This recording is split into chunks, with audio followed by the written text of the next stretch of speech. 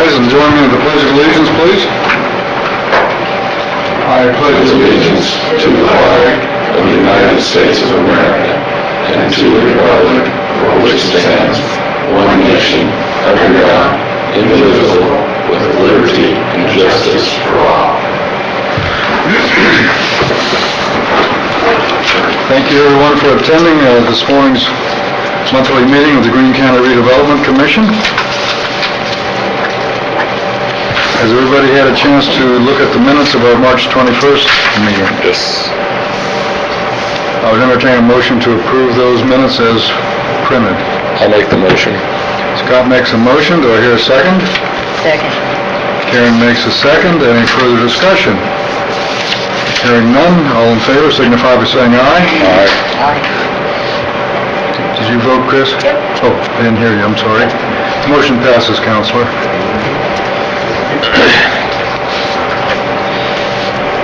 Next we have claims. We have two. One from London Woody for $1,750 and Big Bear Ridge for mowing down at Westgate for $150. I'd entertain a motion to pay those two claims.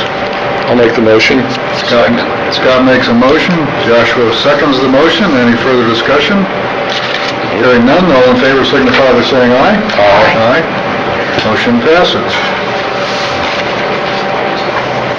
Next on the agenda is the Redevelopment Commission reporting requirements. So just briefly, I'll address this. Annually, the Commission is required to file an information report on the Indiana Gateway Transparency website.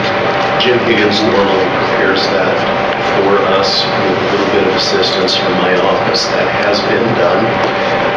What will happen as a result of that is that there will also be a public presentation, which I will make at the May meeting, and after that presentation there will be a resolution to consider regarding whether or not to retain all of the TIP increment that has come in for 2023. Historically, the board has retained that increment. Things are a little different this year, although maybe not enough different to change that. We'll see what happens next May. While I have your attention on reporting requirements, we have a new requirement that will apply to the 2025 budget year that has been imposed by legislation. And that is going to require basically that we file a budget and spending plan. Thank you. And the spending plan that we are to file, this has to be done by the end of the year, is pretty rigid once it's prepared and filed. It doesn't leave a lot of room in the statute for flexibility, change, and responding to things that come up. So it should be an interesting process the first couple of years. To my knowledge, the state has not yet promulgated the forms that will be needed for that process. I'll continue to watch for them, and I know that if Jim sees them before I do, he will make sure that I have them. So we have an interesting reporting year ahead of us. Okay, any questions for the counselor? Thank you for the report there. Clarified everything, and especially for our new members. We'll move on. Next on the agenda is the Economic Development Director for Davis County, Bob Greene. He's going to talk to us about signage. Yes, thank you all. Bob Greene. I'm sorry. No, it's fine. It's a lot of different ways to look at that word. So pleased to be here. I've been down in Davis County for about 8 months now and really enjoying the work. And Westgate is really an exciting project. I'm going to just pass these business cards around in the event something comes up after our discussion. Sharon was nice enough to make some copies, so thank you. We had an incident, frankly, our internet is down in downtown Washington, so that's not a good thing, but, so you've got that in front of you. Back up a little bit, ROI, Regional Opportunity, came to us when I got to Davis County and said there's a grant, $200,000 for some improvements at Westgate, and we talked about a lot of things and wanted to do something we could get done quickly, and we landed on some signage. We thought it would be some gateway signage that would really make the park, Westgate pop and identify to anyone visiting the park that you're in the tech park now. You're not in the rural countryside as you were approaching, and really create a very positive brand. So we identified locations that's on the map where we thought we could install signs. So good news, yesterday we learned that Crane Credit Union on 558 is going to grant us an easement to erect one of these gateway signs. I'm going to our redevelopment commission Tuesday next week, our foundation the following week, and then, here today to vote this by you all. So the property that our sign contractor, Johnny Signs out of Bedford, believes that just to the west of the BIC, you own a piece of land, and that might be appropriate. We initially looked closer to 231, and folks thought that with the hotel and other sort of commercial activity there, the signage might get lost and frankly compete with maybe business signage, so we moved it east to get away from that. So we're thinking sort of on your property, nearly adjacent to the BIC property, I think is what we have outlined there. And then, of course, the balance of the packet shows the concepts of the sign, and they're meant to be impactful. We hope to backlit the signs. So again, at any time of the day and night, you've got that branding in regard to the park. So I'll stop there and just see if I'm sure there's some questions and whatnot. You mentioned the location, Bob. The map that shows it actually to the west of Innovation Drive that goes back to the hotel. Okay. So it's not right by the BIC. Okay, well, maybe my PowerPoint. I just want to clarify Yeah, that. okay. And then would the sign face west or south or at an angle? We think it would be double-sided, sort of along that route to County Line Road. John, the page in here has it at a different location than this page here. Almost two separate locations. Thank you. It does. Okay. So I got one of them right. Thank you, Judge. Okay, thanks for that, catching that. Okay, so it is where you described it. The second page shows it Right. over to the east by the BIC. Another consideration of sort of later as we've been working this project with sign design and concept locations and whatnot,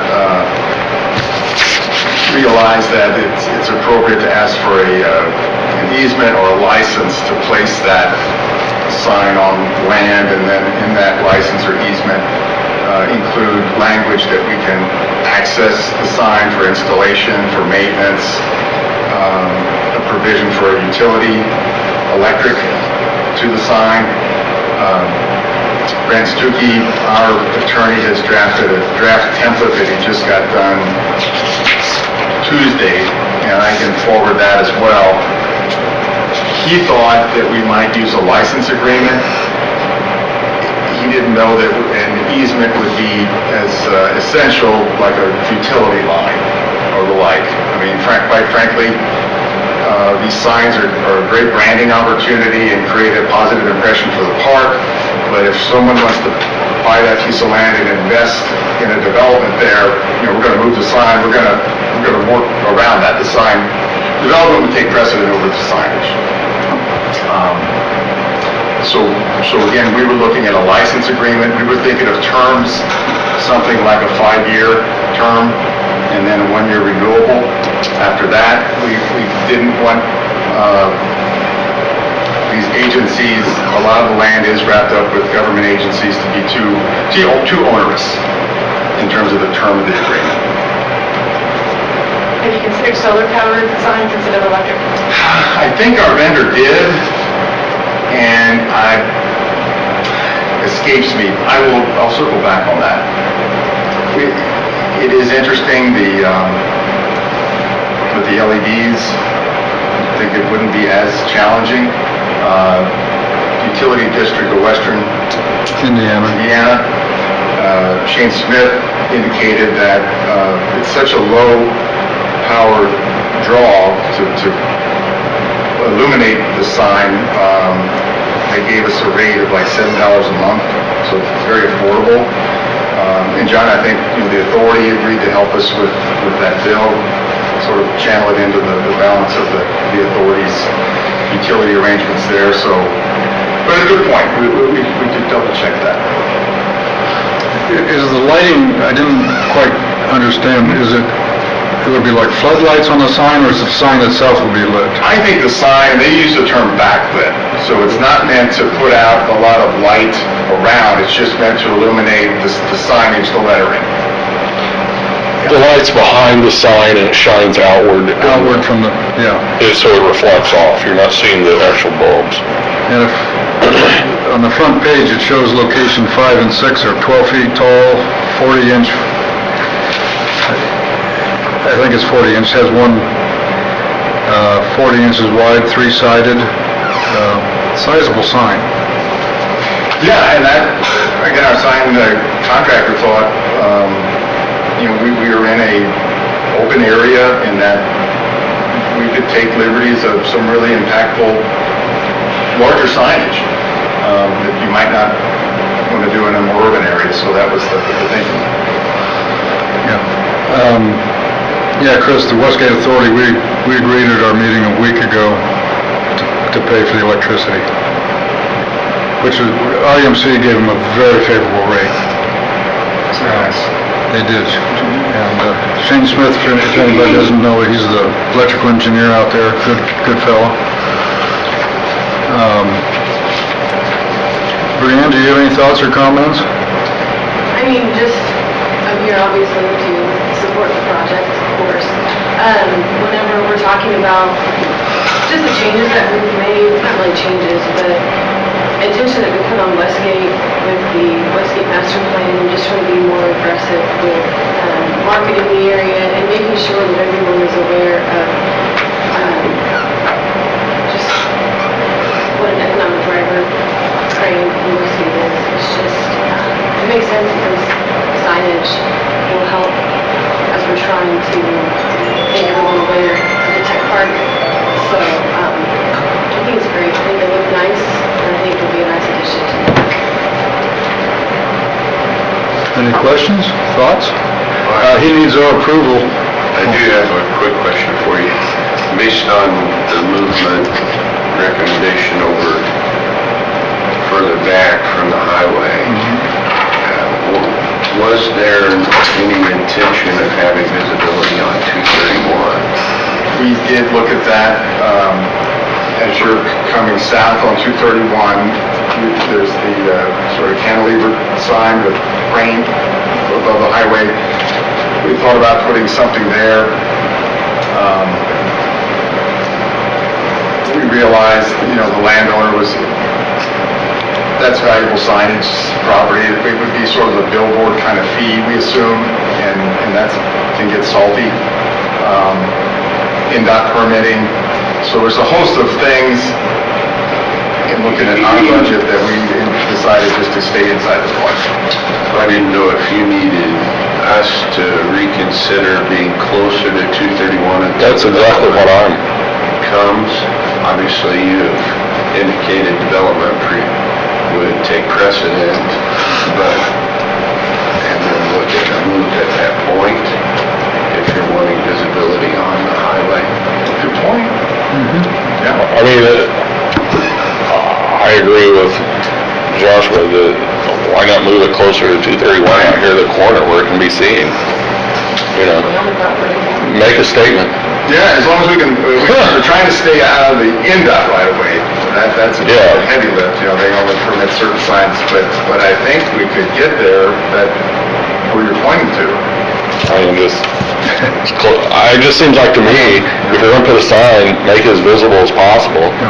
The signs that are out there now, help me if I'm wrong, Brian, but it's Westcott and the Greene County Hospital Clinic.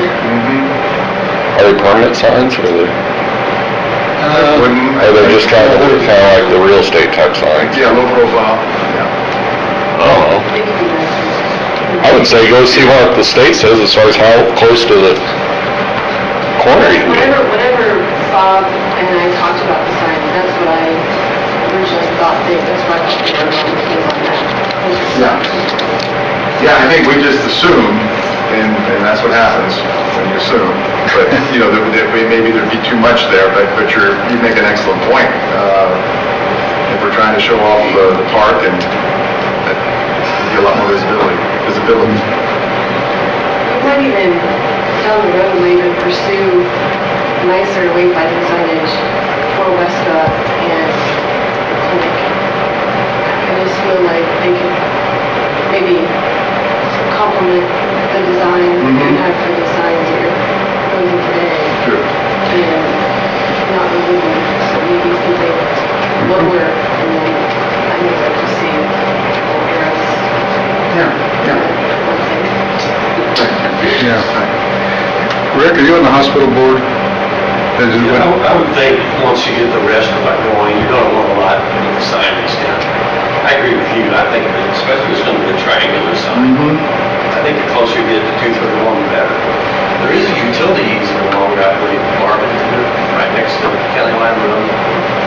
Should be. And I don't know any reason why, we're not gonna be building anything in that utility easement. But I mean, this is promoting the area. True. Yeah. I would say go to see how far you can get, how close you can get to the corner. Okay. Get to those easements, yeah. If we're gonna do it, let's do it right. Do it right first time. Yeah. It seems like to me it's just hidden back there. It's like, what's the point? Let's get it out here. Yeah. And to Joshua's point, I came up at the Westgate meeting about having one down by the interchange, but you run into, it's like Federal Highway, you got MDOT, it's messy. If you're gonna put it over there next to the VIC, I believe that easement next, the regional sewer district's property, Marvin, Lot 4 is ours, but depending on where you place the sign, it could be a regional sewer district right of way. That lane, does the lane go back to the lift station? Yes, it does. That's what I thought, but I can also see what appear to be some structures between the apparent property line and the east side of that lane, but I'm not sure what those actually are. By any chance, you recall? there's a retaining wall also. I just see some Oh, there's a transformer. Yeah, there's white spots. Okay, like so a transformer. I'm sure the regional sewer district wouldn't care, but I think they'd be the ones who would have to approve that, you're gonna put it down there anyway. sewer district, and then also it sounds like DWI. If there's a transformer there. My first thought before the board started talking was, if you don't want to impede development of the property, put it between the lane and the property. But I didn't know what those additional structures were. Everybody's right, greater visibility is probably the best thing overall. And Bob, I noticed on your front cover sheet here, location number 4, you're gonna put that down there on that wall that's already, I believe that's also the regional sewer district. Yes, yeah, and that's another, place we need to get to. Just missing. I mean, that's just my thought, is see what you can do to get closer, because a big sign like that, any business is gonna be in there, look for the big Westgate sign. Yeah, especially since there's none down by the interchange. True. And a couple of years ago, RMC came across county line and put in underground electric and that's on their utility easement. It's probably like 10, 15. Road in there. Yeah, it's 10 or 15 feet off the county road to the north side of it, but, so somewhere, I just know there's easements there, but I don't know, that's, Yeah, we'll get to the bottom. Sorry to make you go do more work. No, but it seems like we're you're delighted. I think we just thought that there might be plans for commercial development there, and, well, Sure, but that's not that big a spot, okay. yeah, and at least in the at least in interim, my opinion. put it as close to those corner of the easements as you can get it. And then You okay with that, Chris? Okay. I'll share the template we're working on for the license. You okay with that, Karen? You're talking about here, though. As close as they get within the easements, yeah. Yeah. Makes more sense for me. Phase 2. That should show Because this picture here shows, considerations. I found it out there. This is lot 2. And then on the second page, Yeah, it's way back here. it's no Yeah. Thank you. Counselor, do we need to have any kind of vote or anything for him to put a sign there? Do we need to do something now, or is that down the road, or? I think my recommendation today, since we don't actually have a firm location, would be to hold off on that. I think Mr. Greene sees that there's a very favorable response to placement of signage, but some investigation still needs to be done, and let's do approval when we have a finalized site, would be my recommendation. Okay. And another small thought, but Johnny Signs out of Bedford, I use them for my office buildings, and they do very good work. And I know they come to Bloomfield, so, They've done work at the frame itself, Westgate. so, Yeah. good, they're good sign contractor. And I appreciate the positive response, that keeps Johnny continuing to work on fabrication and, getting materials in. Okay. Any other questions? As you said, a favorable, very favorable response. so. Yeah, any questions, comment, Clark? All right, thanks. Thank you. Okay, next we have Brianne Gerald with her GCDC report. No, you skipped something, John. What did I skip? Rick. Oh, the Davis County, I did, the next one is, that's why I asked you, Rick, earlier. Says Davis County property. Yeah, I don't know what all we're gonna talk about. We can just talk. This map that Bob provided really works well. I don't know, is everyone familiar with the property that we're talking about? Yeah. What are we talking about? The 37 acres that we own in Davis County. Oh, okay. So if we want to put the, Several months, we've been discussing with American Structure Point, the location under the wastewater Thank you, treatment sir. plant.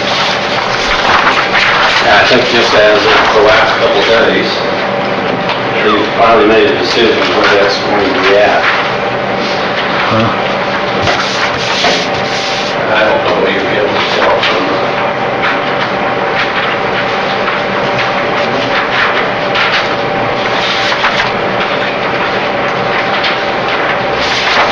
If you look back at this map here that Bob provided, you'll see where it's got the NDOT building, Yeah. the Department of Transportation, and then you'll see just to the west of that, that open field.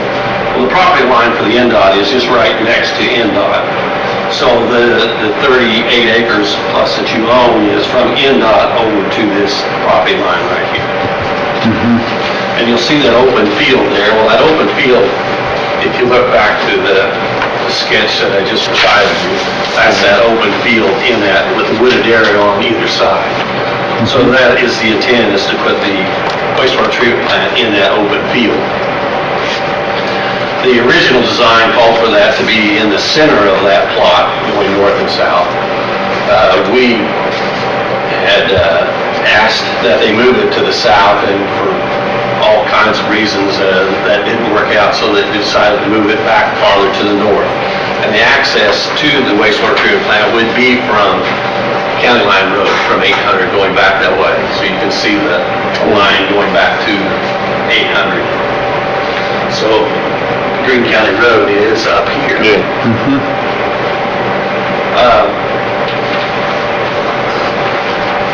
They're wanting to start doing test borings next week. So they need to be sure that they're satisfied, and I think that you've already given them permission to Yes, we to have. be on the site. So this will be the site that they will be drilling, is the site that's on this map. So I think the discussion today is how much property they need and what they're going to need it for.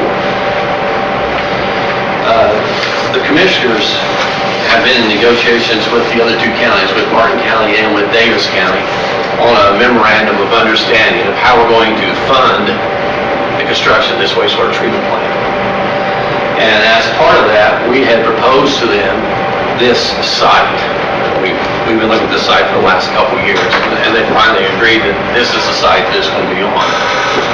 As part of our contribution, our capital contribution to that, we proposed some money, the county's proposed some money, and this property as part of our contribution to the construction of this plant.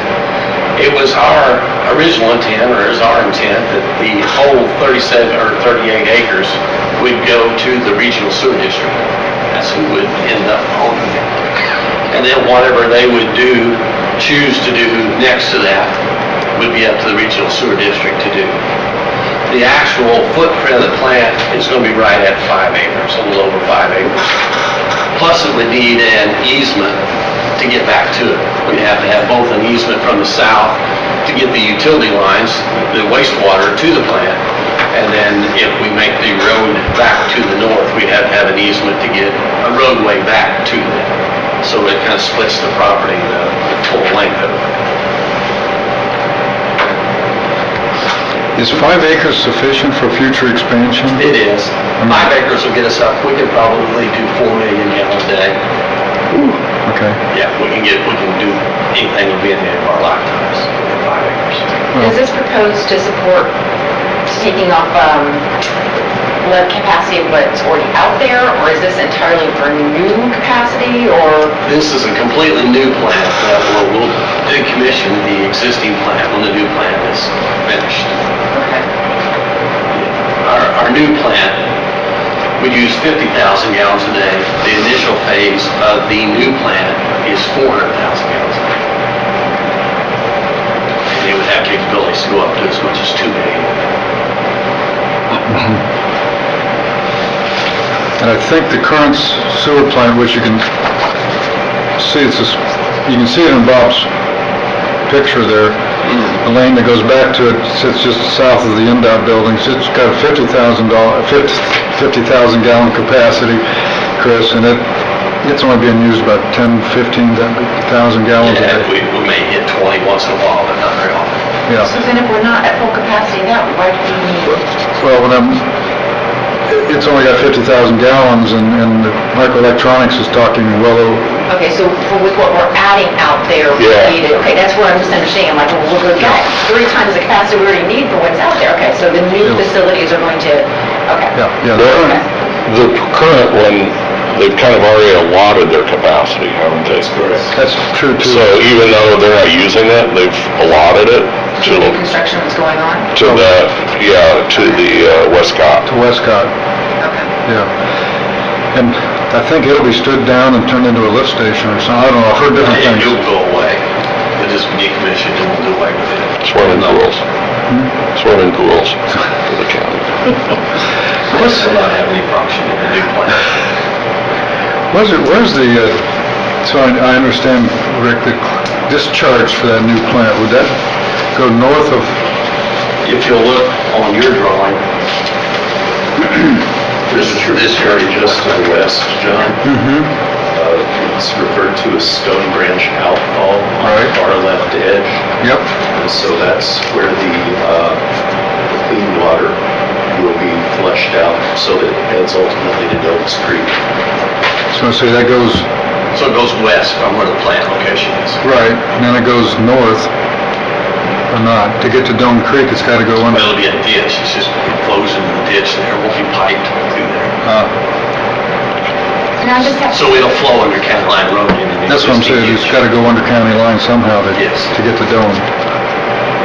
so we're putting a sewer treatment not far from a residential area.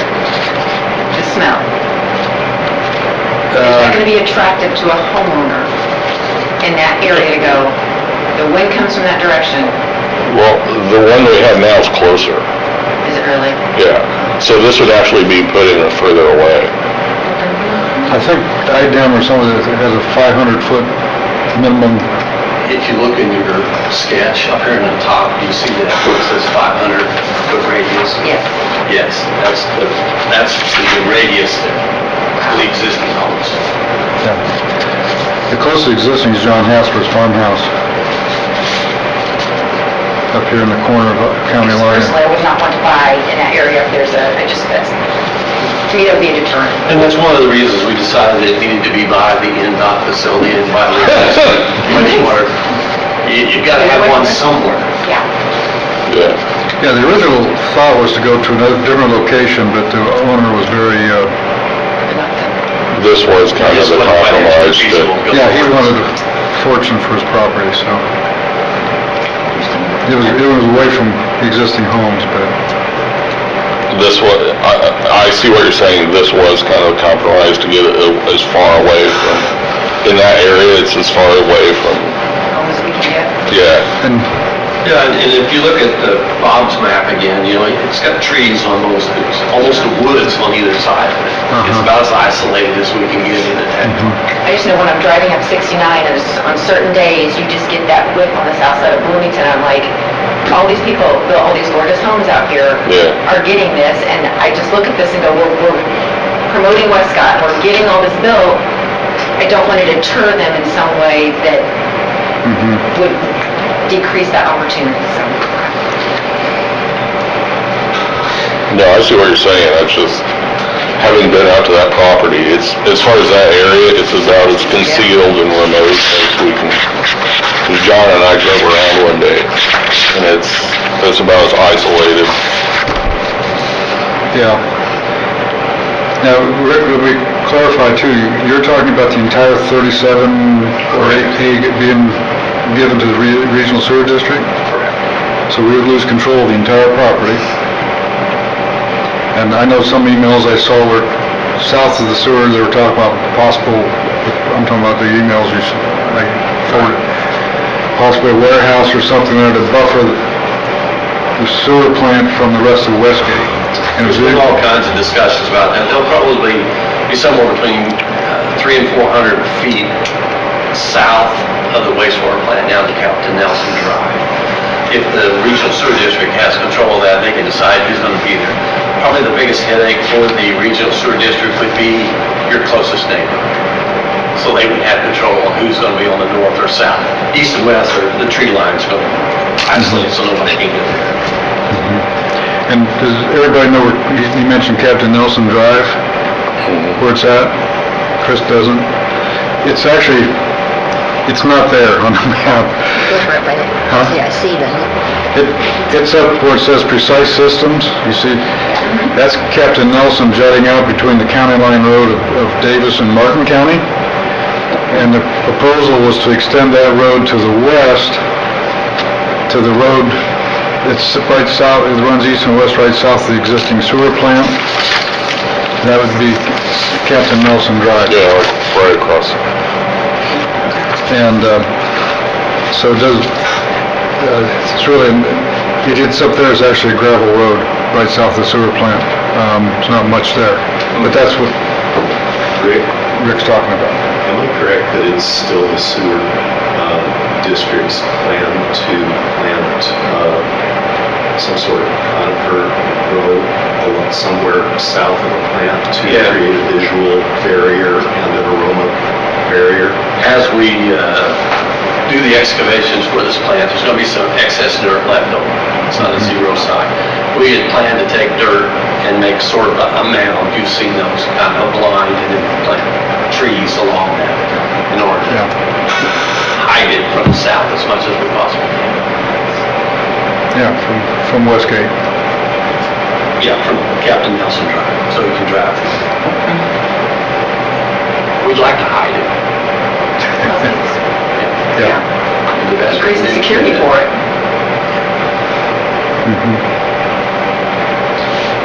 Do we need to make some decisions today on this, on the control of the property? I don't know how that is going to be handled, whether you want the regional sewer district to actually make an official request for that. I think, I don't want to speak for the other commissioners, but I think the commissioners have talked that through, and that is the direction we'd like to see it go, is that parcel go to the regional sewer district. And again, we're using that as part of the memorandum of understanding for our capital contribution. Yeah, the value of the acreage. Right. And we valued that acreage at $18,000 an acre. Oh, I thought it was more than that. I think it was at 23. Yeah, I was thinking I'm 23. sorry. I should look at those notes, shouldn't You said there's 30 acres? 37 point something on that. 37.38, I believe. Yes. That was an odd situation where Greene County owns that acreage in Davis, but the farmer to the north where the big sits, Bob, in the hotel, there was a little farmhouse there, and they wouldn't sell us their Greene County acreage. Diagonally across the county line road in Davis, they owned that acreage, and we had to buy that back, gee whiz, 12, 15 years ago to buy the acreage in Greene County. So hence, this organization owns property in Davis County. That's odd situation. We're just trying to buy all all the that. acreage that we have in Greene County. Already in Davis. Yeah. Yeah, Oh, okay. so, but I think what I heard, we need looking for an official request then from the sewer district, is what you're saying, Counselor? I don't know if, I think you had the commissioner's official request today. And I know that the sewer district can, if you wish, submit a formal request, and I suppose that's appropriate. Conveyance doesn't have to be until the district is actually ready to receive the property, which isn't necessarily right this minute, or it can be. The point is having I think what Commissioner Graves is looking for is a commitment, a consensus, that when the district is ready to receive that property, that the entire 37.38 acres will be committed to the project. I know from the Commissioner's standpoint that 37.38 acres is factored into the county contribution to a tri-county effort to get all of this paid for with little or no debt. I would think that if we can, like we just go ahead and make that vote today and then not have to revisit. I agree. I think that you're probably right. Construction should start sometime in September or October, which isn't long off, so by the time we do the property transfers and all the paperwork, it could be. It's rolling pretty quick. yeah, and I also gives, when discussions with Martin and Davis County, it gives the commissioners approval. They've said, hey, redevelopment's loaded on this, they're doing this. So it's not just a consensus, but That would be helpful. an actual. Fine with me. Okay. It's in your hands, John. At that point, I'd entertain correct me if I misstate this, Counselor. I'd entertain a motion that we vote to approve the transfer of the 37.38 acres that this commission owns in Davis County to the Greene County Sewer District. I'll make the motion. Scott makes the motion. Do I hear a second? Second. Karen makes a second. Any further discussion? Hearing none, all in favor signify by saying aye. Aye. Aye. Motion passes unanimously, Counselor. Thank you. So, yeah, right. I spoke to you before the meeting, I thought there was going to be a discussion there. Now, I got ahead of myself, now we can You're hear, done this the good part. yes. We'll hear from Greene on the GCEDC. He's heard it all before. Chris, I think this is the first time that I've been able to present it. No, I think there was like, Yeah, there's A long time before, ago. Long time ago. when she was on the school I'm board. like, Well, and I mean, yesterday was my board meeting, and Joshua and John are both on my board, so I don't want to be too redundant, Rick, but, don't, I actually read in the paper too, a report the other day. Oh, the place. Bloomfield Chamber. There you go, I read that one last night. Yeah, the housing, I mean, it's amazing, I've been with economic development for 16 years, and when I started, we talked about, it was business attraction and development, business retention, expansion, I mean, housing wasn't even really anything that we talked about very often, and so it's just been, interesting switch in how we look at economic development, especially since the pandemic and remote workers and all of that. So Scott, John, and Joshua are also on my housing committee. GCDC formed that back in '21, and that's when we went with Tom Winter. So that was a pretty fast project. But yeah, the housing study update was released in January, and we've been working a lot with ROI on there's some steps that we've taken to help with to support their application for the ready, which they were awarded $30 million. And so there's more to come on that, on how, what kind of projects the community is going to apply for, or what kind of projects will be funded with ready that they can apply for. I hope I'm saying that right. But anyway, one of the things that the housing committee is going to start doing, and Joshua and I have already started this on some level, is SIDC, Greg Jones, and ROI is we've been just sort of kicking around the idea.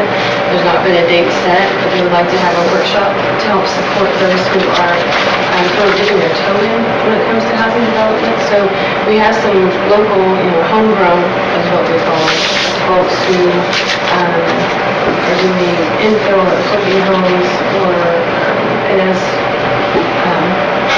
looking at the tops of downtown buildings, and what kind of condition are those places in? Are they suitable for studio apartments? Because that's one of the things that I said in the Bloomfield Chamber, is that whenever we originally did the housing study back in 2019, and we had the focus group, Greene County wasn't too picky. I mean, I sat through all the focus groups throughout the day. It's like we could really have owner-occupied and rental homes. So I spoke to the JAG program at Linton yesterday, and there were a couple of students who were interested in construction and housing, and they had some really excellent questions from the housing study, and the cost of living. They had all kinds of questions about that. One student asked me what we're looking at as far as price point to start when we're talking about single family homes. So I thought that was really cool. But anyway, as we're trying to attract folks to the area, there's really nowhere for them to go. We have a population attraction incentive program that we participate in through our A County Regional Economic Development Organization, and we've had some interest in that program, but what they were looking for we didn't have in our inventory, and so we had to go to another community. So it's just one of those things that we just keep pushing. But we are coming up with a list of names of those folks who are doing infill, and so how do they go from building one home to 5 homes to 10 homes, and then also looking at potential sites or locations that's suitable for housing. And that could be a piece of property out in eastern Greene County, or it could be, like I said, maybe a new use for an existing building that's not currently being used, and see if we turn that into housing. So it's exciting to be part of all that. There's not a whole lot that the housing community can do besides that, but we're doing whatever we can to make sure that those who are interested in developing housing in Greene County have all the information they need to be successful at it. So, but does there have any questions for me before? I woke up with a sinus headache this morning, so I'm a little, it's that time of year. But also with housing, that goes hand in hand with broadband development as well. I mean, the density, and then also with density and rooftops comes amenities. So whenever Greene County is looking, going towards their goal of being a bedroom community, that's amenities as well. So, Well, yesterday at your board meeting, there was a discussion, Rick was present, about the broadband. If you want to expound upon that at all. Well, I mean, the county passing the infrastructure development zone is huge. There's a lot of competes and interest of some other ISPs. So I think that Greene County will be able to be selected when it comes to who's going to actually lay the fiber and give us our broadband. Isn't that what you understood from yesterday? Is that the commissioner's call, what she just brought up, Rick? Who actually does the construction work of broadband? No, it's open to anybody that wants to. Exactly. Yeah. It's open to anybody. And it's available to any supplier that want to provide that service. Like I said, there was discussion yesterday, and that's one of the... Right, but it'll expand the interest. It will just be, okay, we've got this infrastructure development zone now. I think there'll be a lot of interest from internet service providers to put their hat in the ring is what I'm trying to say. Well, and plus with UDWI being on board to use the poles as opposed to going underground, that's huge. That's huge. That's huge because it cuts the cost dramatically. So. Yeah, and when I've talked to Shane and Doug out there, they got 25,000 poles roughly in Greene County. And you, Scott, you brought it up, the broadband is part of the infrastructure like water, sewer, electric anymore. It's just a requirement. If you want economic development, if you want growth, you have to have it. As part of, as part of the selection process, they've got a list of 10 homes they're looking at. If they do a speed test at that home, and it doesn't have it, then it's off the list. Yep. So it's definitely... School and broadband. Well, schools found out during COVID when they had the kids at home, all of a sudden they had problems with... Yep. They provided them a computer. Say what, Chris? I'm You sorry. have to give them all hotspots. That's what I work off of. I have to. It's all I can use. We have 450 at Eastern we gave out. Wow. Yeah. Good thing the schools did that. Broadband would change, which scares me. Oh, yeah. Change is scary. Weird. So is life. I'll use the phrase that change is one of the few constants in life. There will be change. Okay, any more questions for Brianna? Any thoughts? Thank you. We'll move on to the Westgate report.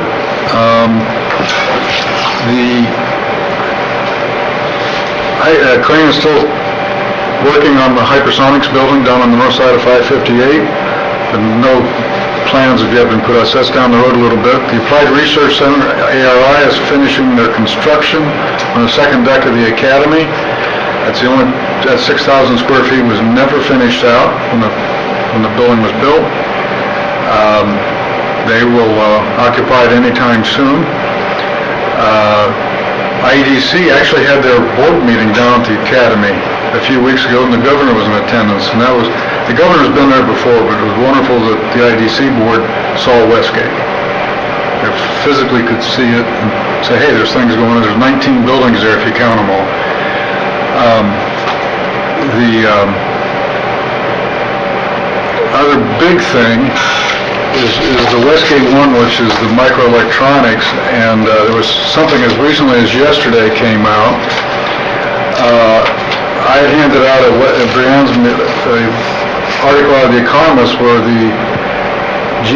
I'm not sure I pronounced her name correctly, Raimondo, she's the Secretary of Commerce for the United States, Federal Secretary, not state. And she said America's Commerce Secretary warned the projects like the one in the article could be held up for years by environmental reviews. And she said the environmental red tape in America was excessive. Well, then just yesterday, NBC quoted her as saying the goal was for us to have 20% of the world's semiconductors built in this country, and she's gonna get the CHIPS Act's money out this year. And so she's trying to cut through the red tape, is what I'm saying. For whatever reason, I don't,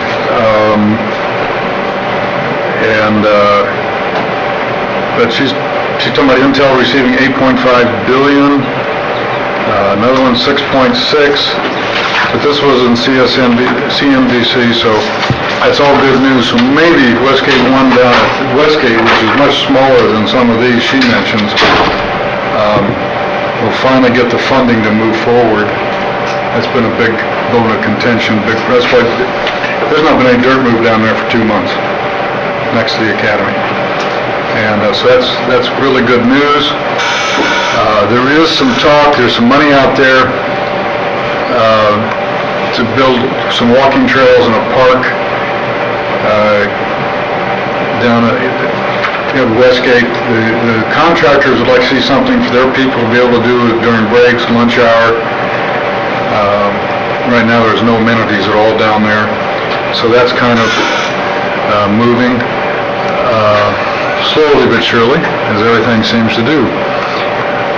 And then we saw, my final comment, the announcement Tuesday about the Ready 2 grant monies. This region got 30 million. Some regions got 45. And that 30 million will be passed around, and how much will come down to Westgate for infrastructure such as water and sewer remains to be seen. But a lot of people have their hands out for the money, so I don't expect the whole 30 million to come for the infrastructure at Westgate. I mean, How do we lobby for that more? Did we lobby for what? How do we lobby to get that more? What can we do to try to attract more of that? They've already made the decision about these regions.